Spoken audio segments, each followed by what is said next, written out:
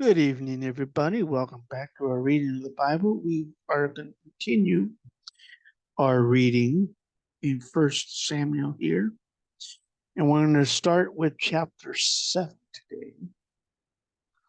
Chapter 7.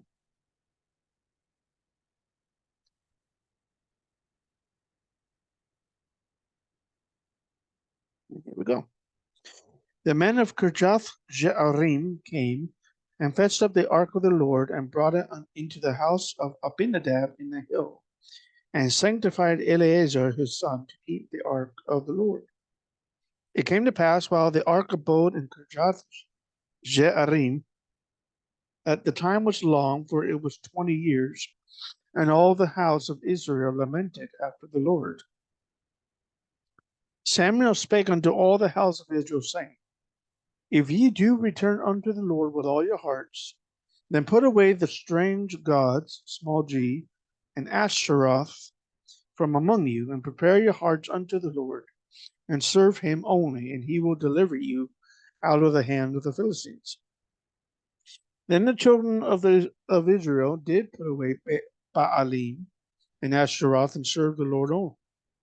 Samuel said, Gather all Israel to Mizpah, and I will pray for you unto the Lord. They gathered together to Mizpah and drew water and poured it out before the Lord and fasted on that day, and saying, We have sinned against the Lord. And Samuel judged the children of Israel in Mizpah. When the Philistines heard that the children of Israel were gathered together to Mizpah, the lords of the Philistines went up against Israel. And when the children of Israel heard it, they were afraid of the Philistines.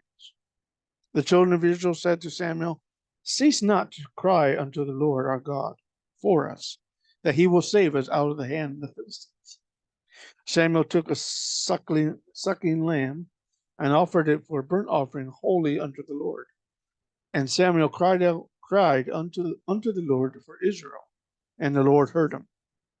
As Samuel was offering up the burnt offering, the Philistines drew near to battle against Israel, but the Lord thundered with a great thunder on that day upon the Philistines, and discomfited them, and they were smitten before Israel. The men of Israel went out of Mizpah and pursued the Philistines, and smote them until they came under Bethkar. Then Samuel took a stone and set it between Mizpah and Shen, and called the name of it Ebenezer, saying, Hitherto hath the Lord helped us. Ebenezer in verse 12 there means stone of help.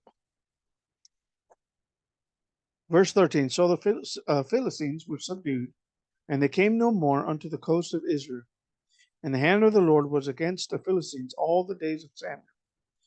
The cities which the Philistines had taken from Israel were restored to Israel from Ekron, even unto Gath, and the coasts thereof did Israel deliver out of the hands of the Philistines. And there was peace between Israel and the Amorites.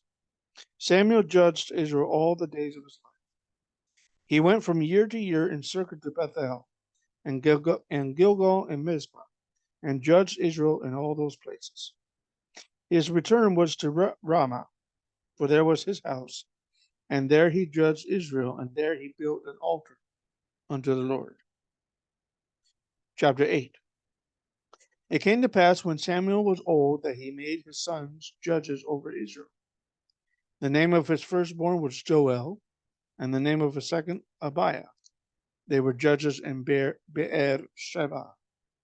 His sons walked not in his ways, but turned aside after lucre, and took bribes, and perverted judgment. Then all the elders of Israel gathered themselves together, and came to Samuel unto Ramah, saying unto him, Behold, thou art old, and thy sons walk not in thy ways. Now make us a king to judge us like all the nations.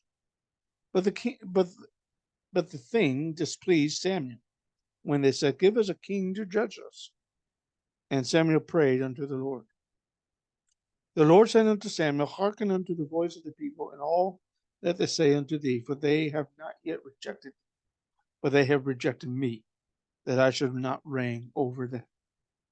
According to all the works which they have done since the day that I brought them out of Egypt, and even unto this day, wherewith they have forsaken me, and served other gods, so do they also unto thee. Now therefore hearken unto their voice, howbeit yet protest solemnly unto them, and show them the manner of the king that shall reign over them. Samuel told all the words of the Lord unto the people that asked of him a king. And he said, This will be the manner of the king that shall reign over you. He will take your sons and appoint them for himself, for his chariots, and to be his horsemen, and some shall run before his chariots. He will appoint him captains over thousands, captains over fifties, and will set them to ear his ground. Ear his ground, verse 12.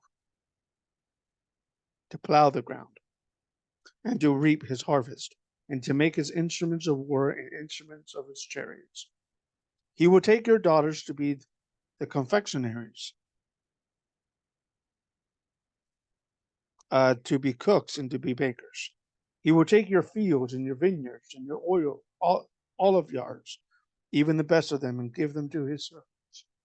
He will take the tenth of your seed and of your vineyards, and give to his officers and to his servants.